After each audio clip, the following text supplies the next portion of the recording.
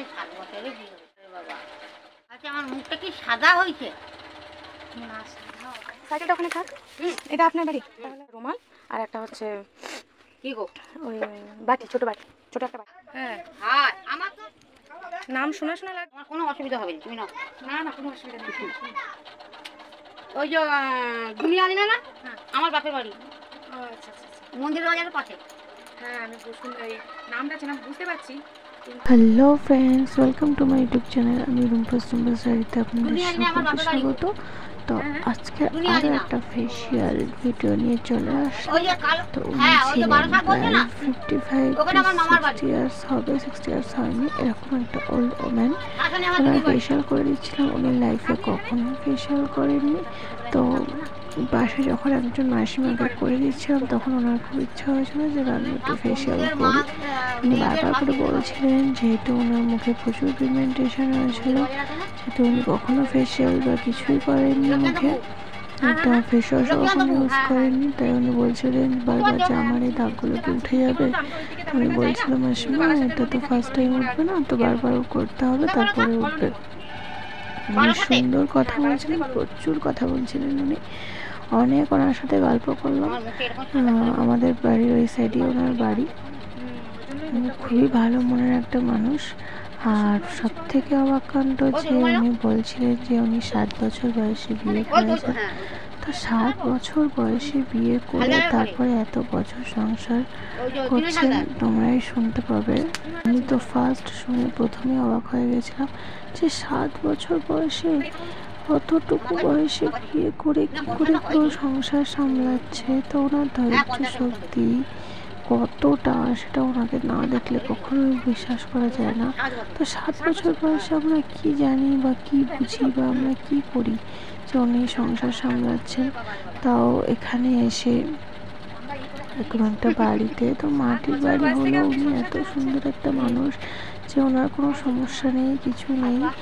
আর সব থেকে বলতে গেলে একটাই কথা বলবো যে গ্রামের মানুষগুলো এত সাদা সিধে সরল হয় যে ওনারা প্রত্যেকটা মানুষকে বিশ্বাস করে সব কথা বলে দেন। আর এটাই আমার কাছে একটা সব থেকে বড় ভালো লাগার যে বিষয়, যে আমি গ্রামের মানুষদেরকে এতটা ভালোবাসি, এতটা প্রায়োরিটি দিই।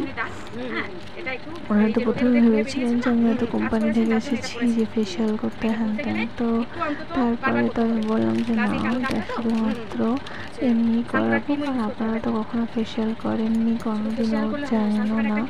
তো যেহেতু আমি একটা ওয়ার্কিং ওম্যান, তো সেজন্য আমিও ভাবলাম যে একদম অল্প মানে বেশি বয়স যাদের ওল্ড ওম্যান, তারা তো কখনো নিজেদের স্কিনে কেয়ার করেন না বা যত্নই করেন না।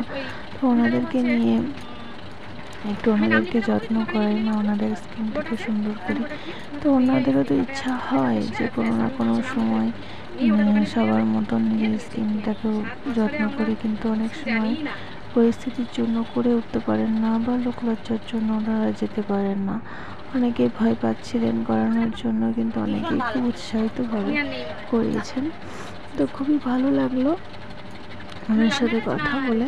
তো তোমরা দেখছেন অনেক গল্প করছিলাম ওনার সাথে। আর উনি একটু সবাই যেন ওনাকে ভয় টয় পায় এরকম টাইপের ভিক মানুষ, কিন্তু সত্যি খুবই একটা ভালো মনের মানুষ। খুব ভালো লেগেছে ওনার সাথে কথা বলে।